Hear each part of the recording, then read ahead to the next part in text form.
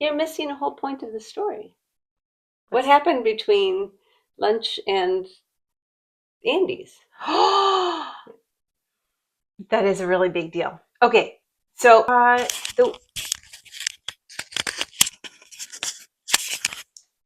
Let's start from the top. Where's yours? Oh, yours is on. right there. Mm-hmm. We are Petra and Kat. Come along as we share travel tips and discover new and unforgettable destinations. From hidden gems to popular landmarks, we hope our travel tales will inspire you to embark on your own adventures. Welcome to the channel. I'm Petra. And I'm Kat. And today we've got 3 days of fun to tell you about. Yay!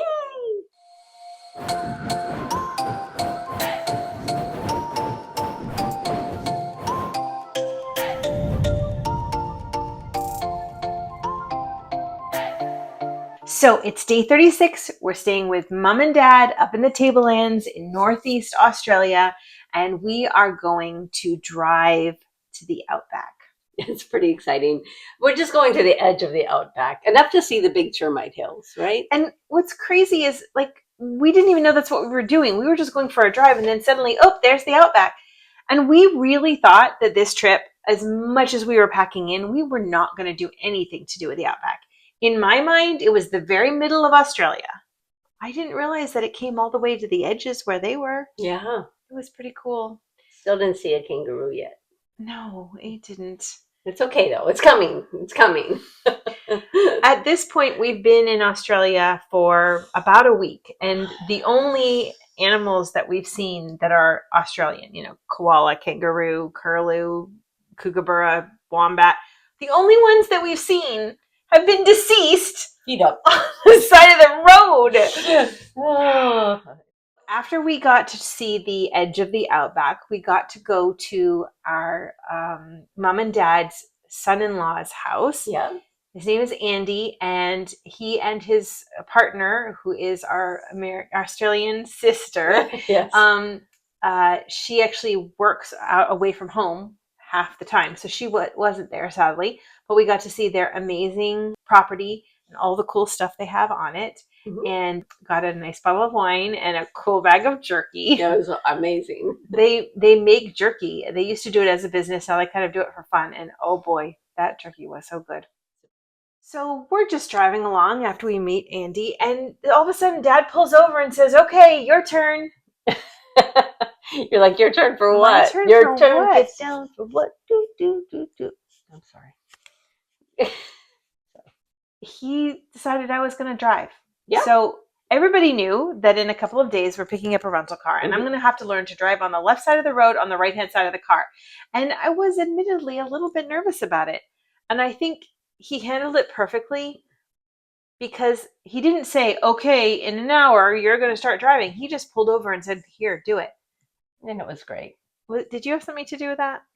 No. Okay. No. Well, Dad did it all on his own. Well, thank you, Dad. Mom and Dad, they just wanted to get you out there and get you going. And it actually wasn't nearly as bad as I thought it was going to be. You did really good. I was most concerned about staying between the lines, because being on the other side of the car, on the other side of the road, I felt like my idea of what the middle of the road would be different. Turned out that wasn't as hard as I thought it was going to be. Let's go in the middle of... Oh, sorry. You just remind me of a middle of the road song. Sorry. Keep going. My biggest concern is still turning right, because I'm always afraid I'm going to get into the right lane when I turn right, but I haven't done that yet. And the only real hiccup that I have had, only because there were 3 parts of the road, that is not fair. Anybody would have done that, not just an American driving in Australia. It did happen one time. It was very late at night, but it's okay. But there were 3 divisions on the road. I know, but it was okay. There was nobody around. It was hysterical. She made a mistake. It was kind of fun. I did make a mistake, a big one. Thankfully, there was nobody around. Anyway, my only real challenge right now, still, and we're on day 82, is that each car we're in, the indicator light and the windshield wipers switch places. So in Dad's car, the windshield wipers were on the left and the indicator was on the right. In the first rental car, it was reversed, which is what I'm used to. And then in this most recent rental car, it's reversed again. So about once a day, I flip the windshield wipers instead of turn signal. But after Put that with unnecessary information that you didn't need to know, but we're glad we told you. Keep going.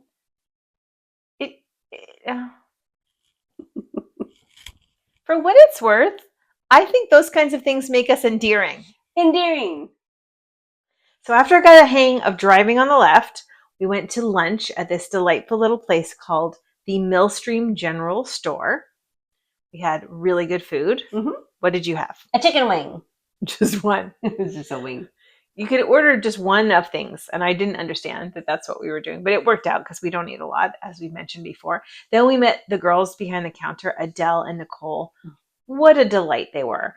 Nice True people. Ambassadors of that part of the world, for sure. And then we drove back to Mom and Dad's after that, and Kathleen and I decided we needed to go for a little walk.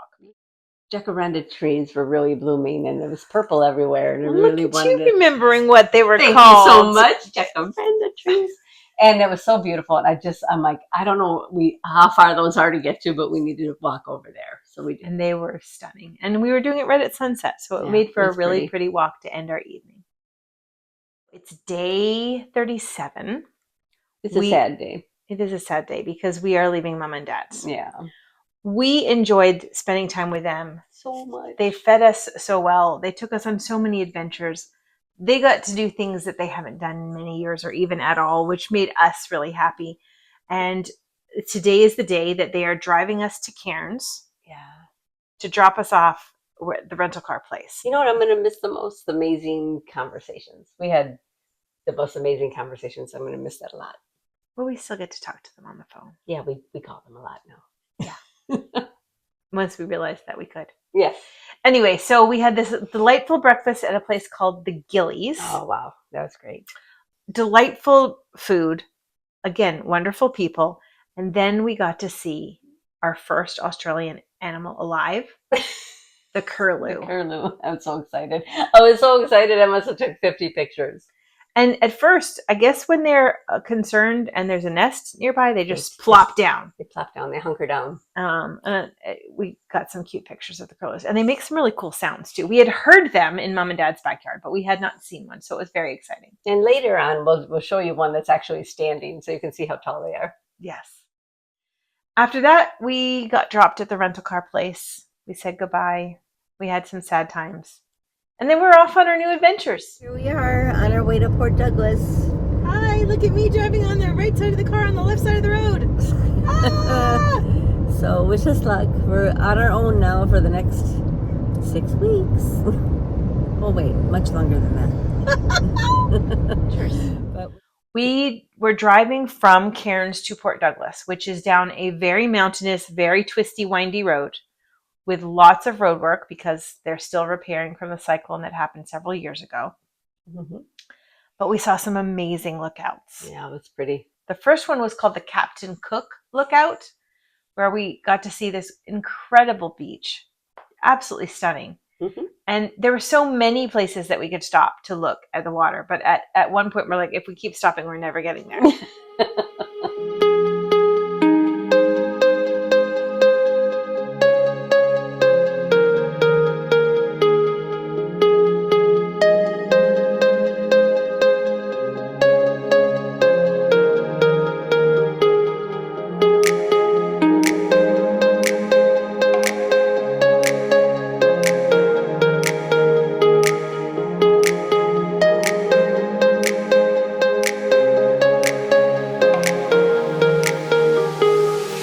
Eventually, we got our way down the mountain to the the town of Port Douglas, which is a charming little beach town. Wow. It's one of the best places to get excursions to see the Great Barrier Reef, etc., which is why it was our first stop in our trek down the East Coast. Plus, it has the 4 Mile Beach there as well. Oh, yeah, I can't wait for that. We checked into a delightful little resort called Silkari Lagoon. It's an older resort, but it's so well cared for. And the people that work there are absolutely charming, delightful, helpful, polite. Nice. Just wonderful. Very kind. If you're on the bottom floor, you actually can sort of step out of your condo right into a little pool. We were on the 3rd floor, so we didn't get to step out into the pool. We still got to use that pool, but we had a big old bathtub on our Yeah, it was like balcony. having a hot tub on your porch, but truly the pool on the bottom floor, like it was like having your own swim out, kind of like we have experienced in Mexico. We went to the pool, I think, pretty much every day. And Mhm. I think we only saw people down there twice. And only once were people actually in the pool. So it felt very secluded and Private. special, Yeah. for sure. Well appointed, certainly very well cared for, clean. And the people, as we said, that work there are very nice. The one downside was that there's only one elevator. Oh, yeah, that's right. I mean, at least there's an elevator, because least we've there been was in one. places where we had to carry up 6 months worth of luggage up 3 flights of stairs. It wasn't bad though. But this one had one. It was just a long way away from where we were staying. So we had to drive our car down to where the elevator was, load the elevator, And then roll it while the other car person would go. Yeah. It was an adventure, but it was worth it because we had such a great time while we were there. So shout out to Slakara Lagoons for sure. Absolutely. After we got settled in, we went to go and find something to eat. So this is where we experienced what happens in Australia sometimes in some towns in the middle of the day. Yeah. So we've mentioned before how mom and dad talk about a scan, which is a senior citizen afternoon nap. In some parts of the world, they'd call it an afternoon siesta. I don't know what they call it in Port Douglas, but the whole world shuts down at 2 o'clock and doesn't open again until 5. Yeah. I mean, I think the grocery store might have still been open. I think there were some stores like if you're in a bigger town with it's not like that. Well, this is what was our first experience with it. But literally, if you wanted to get something to eat at 3 o'clock, you're out of luck. You're out of luck because everybody's we were done. Starving.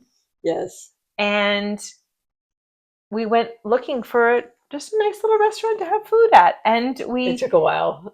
We finally found actually a really nice sushi place that had really good sushi. We took no pictures. We were so hungry. But it was good sushi. But the thing is with sushi, it's everywhere here. And it's always in these little cool packages of all different kinds of sushi. So we found something that we liked right away. And it was delicious. And inexpensive. Very inexpensive. Yeah. So that wraps up our 3 days of traveling to Port Douglas. We had a blast. We really would like to share more of it with you. We're going to get, in an upcoming video, we're going to get our first visit to a wildlife center where we actually see real live animals. Thank you very much. Thank you. We get to do some swimming. We get a sunset cruise. There's so much coming up. So make sure you come back and see us again. In the meantime, if you want to have more time with our adventures, then you need to subscribe and like this video and share it. Share it with other people that you might think would be interested. Is that a sentence? That works. Okay. Comment, even if it's just to say, hey, nice job, or cool, I love Australia, something. Anytime you comment on our videos, it helps our videos. So we're really grateful for you to do any or all of the above. Thank you. And see you real soon. Bye. Bye.